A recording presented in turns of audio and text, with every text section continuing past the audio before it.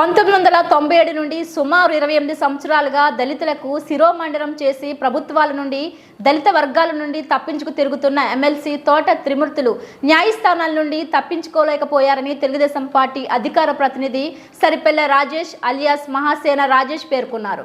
బుధవారం ఆయన కాకినాడ పర్యటన సందర్భంగా స్థానిక ఇంద్రపాలెం లాకుల వద్దనున్న బిఆర్ అంబేద్కర్ కాంస్య విగ్రహానికి స్థానిక దళిత నాయకులతో కలిసి పుష్పమాల వేసి నివాళులు అర్పించారు. అనంతరం ఆయన జిల్లా తెలుగుదేశం పార్టీ ప్రధాన కార్యాలయంలో ఏర్పాటు చేసిన మీడియా సమావేశంలో మాట్లాడుతూ దళితుల మేనమామగా చెప్పుకుంటున్న రాష్ట్ర ముఖ్యమంత్రి వైఎస్ జగన్మోహన్ రెడ్డి తన పార్టీకి చెందిన ఎమ్మెల్సీ తోట త్రిమూర్తులకు న్యాయస్థానం నేరస్తుడిగా పరిగణించి 18 నెలలు శిక్ష విధించడంతో తోట త్రిమూర్తులను మండపేట నియోజకవర్గం నుండి ఎమ్మెల్యే అభ్యర్థిగా ఎలా నిలబెడతారని ప్రశ్నించారు.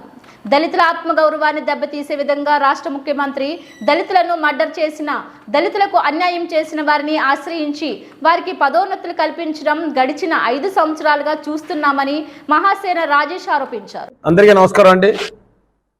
ఈరోజు తోట త్రిమూర్తులనే ఒక దళిత వ్యతిరేకి, దళితుల మీద దారుణమైన దమనకాండ చేసిన వ్యక్తికి వైజాగ్ కోర్టు 18 నెలల శిక్ష విధించటం, అది ఆయన చేసిన పనికి ఆ శిక్ష అనేది కనీసం 1% కూడా కరెక్ట్ కాదు.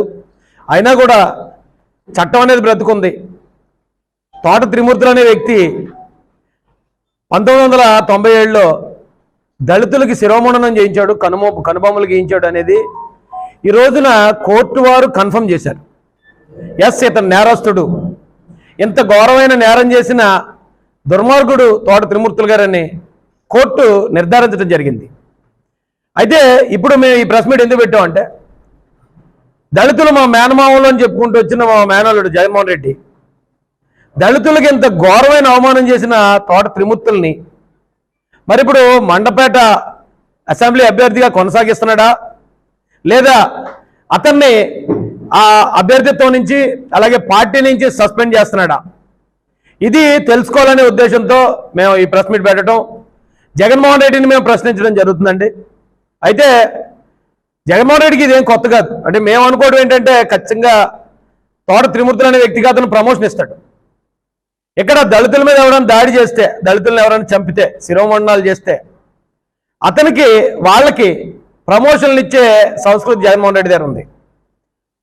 నేను చంపాను అని ఒప్పుకున్న అనంతబాబుని కనీసం పార్టీని సస్పెండ్ చేయలేదు, అలాగే అతని ఎమ్మెల్సీ సీట్ నుంచి కూడా అతన్ని రాజీనామా చేయించలేదు, బర్తరఫ్ చేయలేదు.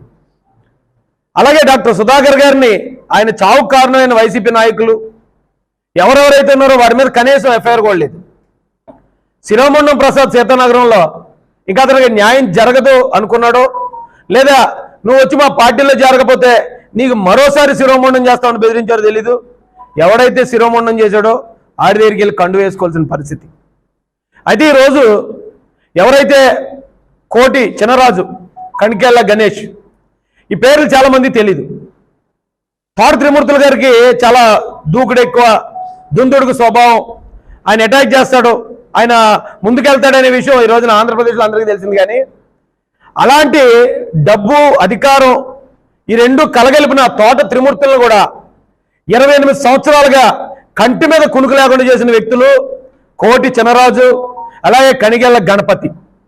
వీళ్ళిద్దరూ శిరోమండనం బాధితులు అని చెప్పేస్తున్నారు.